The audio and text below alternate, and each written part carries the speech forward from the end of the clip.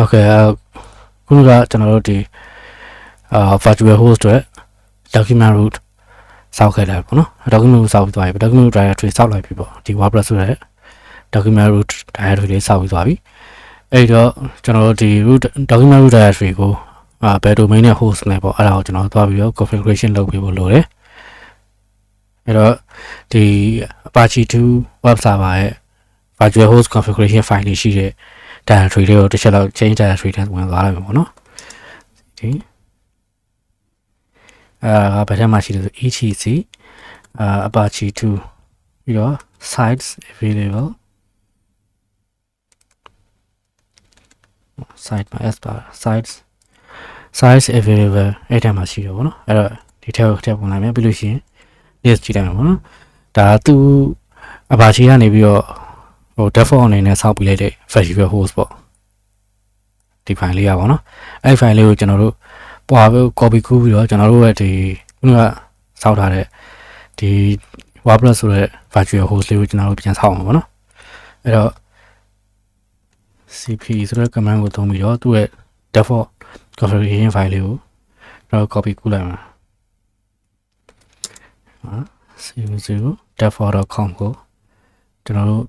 နာမည်ပေါ့နော်ခုနကဒီ WordPress တက်ဆိုလို့ရှိရင် WordPress လို့နာမည်ပေးလိုက်အောင်ပေါ့ကိုဒီမှာကို domain တစ်ခုကိုသုံးနေဆိုတော့ domain name ကိုအဲ configuration file name အနေနဲ့ပေးလို့လည်းရတယ်ပေါ့နော်ကြားတဲ့နာမည်ပေးလို့ရပါတယ်ဒါကတော့ okay ဒါဆိုရင်ကျွန်တော်တို့ဟိုစားသူ့ရဲ့မူလ default ပေါ့နော် default virtual host configuration file ကိုကျွန်တော်တို့configuration file ဖြစ်ကျွန်တော်တို့နာမည်ပြောင်းပြီးတော့ကူးလိုက်ပြီကူးပြီးပါရင်ဒီထဲမှာသွားပြီးတော့ configuration setting လေးတွေနဲ့ပါချိန်ပြီးတော့လုပ်ရမှာပေါ့နော်ကျွန်တော်တို့က domain ကို host မှာဆိုလို့ရှိရင်ကျွန်တော်တို့ domain နဲ့ domain name ကိုအမှ server name server alias စသဖြင့်သွားပြီးတော့ထည့်ပေးရမယ် document root ပြောင်းပေးရမယ်ဒါလောက်ပဲ edit လုပ်ဖို့လိုတာပါ okay ကျွန်တော်တို့ဒါကို edit လုပ်တဲ့အခါကျတော့ရှင်เนาะ nano ဆိုတဲ့ဒီ CLI text editor ကိုသုံးပြီးတော့ edit လုပ်မယ်ပေါ့နော်အဲဒီမှာသူလည်းပြောထားတာပေါ့နော် server name လို့ server admin လို့ထည့်ဖို့အတွက်ကိုပြောထားတာအဲဒီနေရာမှာ server name ဆိုပြီးတော့ကိုသုံးမဲ့ domain name ကိုထည့်လိုက်လို့ရတယ်ပေါ့နော်ကျွန်တော်ဒီ local မှာဆို local domain သုံးပါပါကိုသုံးချင်တဲ့ domain တစ်ခုခုထည့်လိုက်ပေါ့ဟိုမှာဆိုလို့ရှိရင် wordpress. local လို့သုံးကောင်းမှာ dev လို့ပဲသုံးလိုက်ပေါ့နော်wordpress.dev ဒီတိုင်း detail လေးရရှိတဲ့ထင်တယ်ခဏလေးပါသူ့ပါဒီလိုပဲပြလိုက်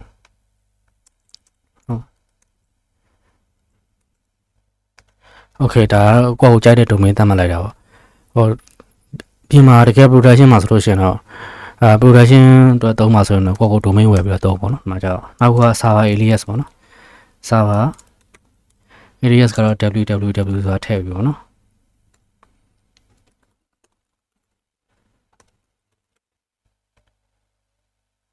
okay ဒါဆိုရှင်တော့ဒီဘက်ပြီးသွားပြီပြီးလို့ရှင်အောက်မှာတစ်ခုရှိသေးတယ်server admin ကတော့ကိုယ့်ရဲ့ email address ကိုထည့်ပေါ့ပြီးတော့ဒီ document root နေရာမှာကျွန်တော်တို့သုံးမဲ့ document root က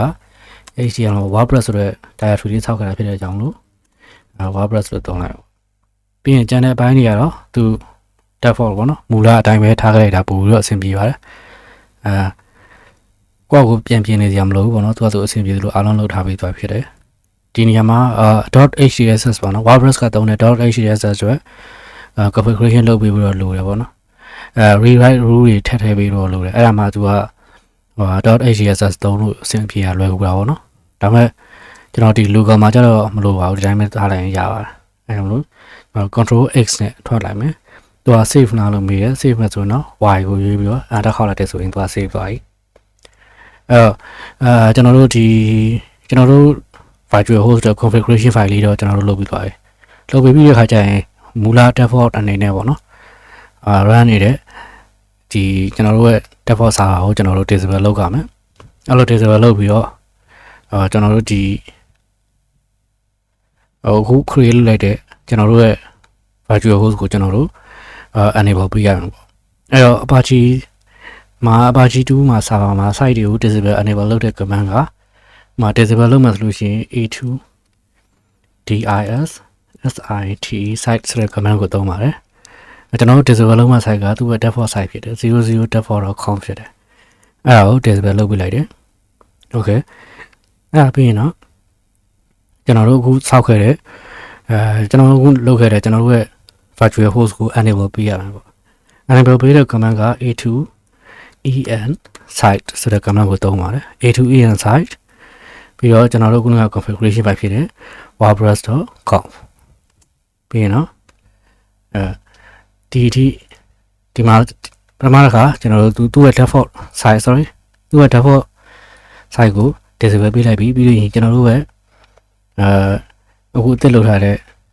virtual host ကို enable ပေးလိုက်ပြီအဲ့ဒါပြီးသွားလို့ရှင်တော့လက်ရှိကျွန်တော်တို့ရဲ့ server configuration ကမှန်မှန်ကန်ကန်လုပ်လို့လားမလုပ်ဘူးလားဆိုတာသိရအောင်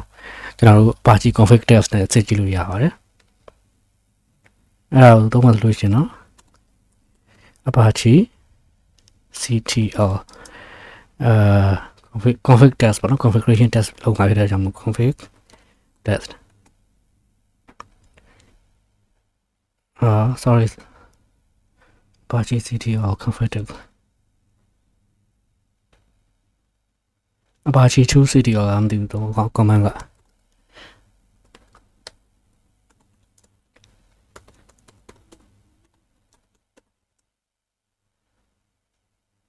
config test မဟုတ်နော် config test sorry လုံးဝမှာ Apache 2 ctl config test ဒါဆိုရင်အားလုံး okay တာဖြစ်တဲ့ကြောင့်မို့ sign test ဆို okay ဆိုပြီးပြနေတယ်အဲ့ဒါဆိုလို့ရှိရင်တော့ကျွန်တော်တို့ခုလုပ်ခဲ့တဲ့ configuration တွေကို effect မှန်မှန်ကန်ကန် effect ဖြစ်ဖို့အတွက်ကျွန်တော်တို့ရဲ့ Apache 2 ကို reload ပြန်လုပ်ဖို့လိုတယ်အဲသုံးရမယ့် command ကsystemctl reload apache 2အဲ့တော့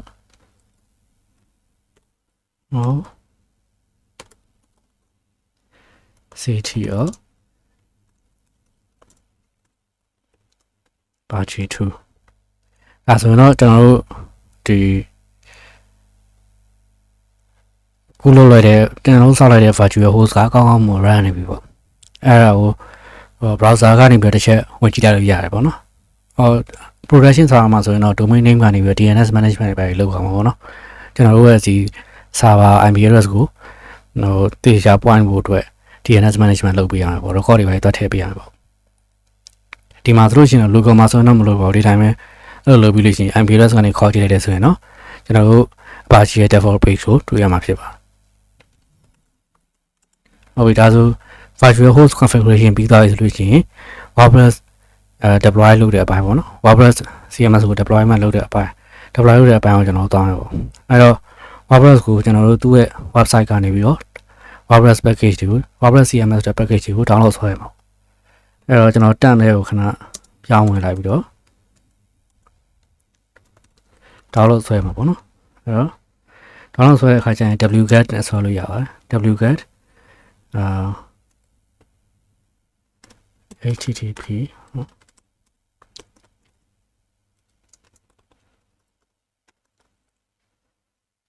.org အဲ့ဒါနေပြီးတော့ latest နဲ့ဆွဲလို့ရတယ်download ဆွဲတဲ့နေရာမှာ option 2မျိုးရှိပါတယ်zip နဲ့ဆွဲလို့ရလို့မျိုးပဲ .tar.gz နဲ့ဆွဲလို့ရတယ်URL ဆောင်းမှာ zip ကိုဆွဲမှဆိုလို့ရှိရင်တော့ zip နဲ့ပတ်သက်တဲ့software package တွေ download ဆွဲရမှာပေါ့နော်အဲ့လိုမျိုးပဲနဲ့ဒီတိုင်းဆိုလို့ရှိရင်တော့ .tar.gz ကတော့သူ default အတိုင်းပါတာဖြစ်တဲ့အကြောင်းလို့ဒီ tar file ကိုပဲကျွန်တော် download ဆွဲလိုက်ပါမယ်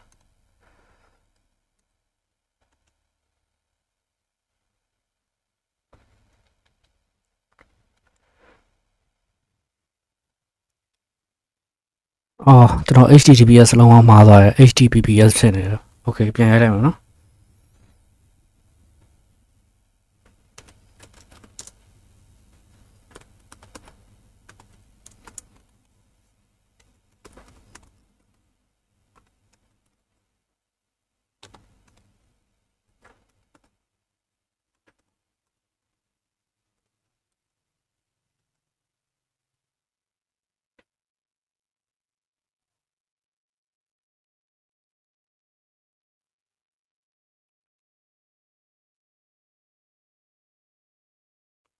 ခဏလေး